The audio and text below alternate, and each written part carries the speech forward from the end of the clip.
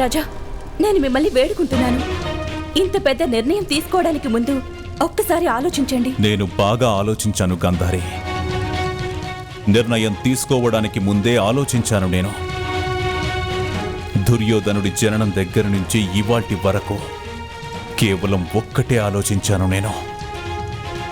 కానీ ఇప్పుడు ఆచరణలో పెట్టాల్సిన సమయం.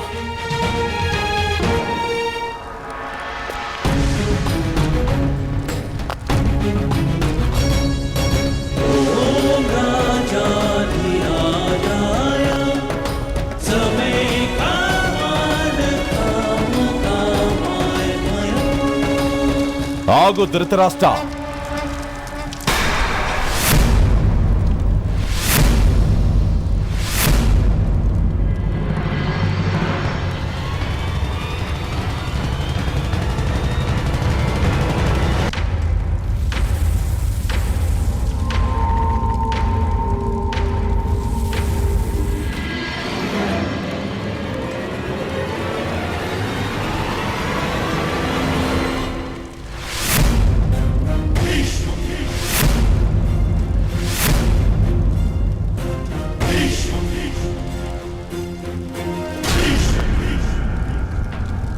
దుర్యోధనుణ్ణి యువరాజుగా అభిషేకించడానికి వీల్లేదు.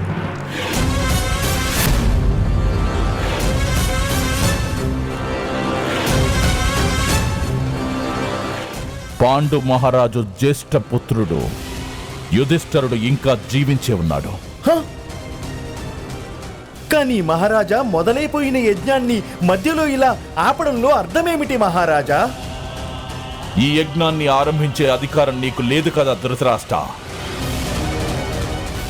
ఈ సింహాసనం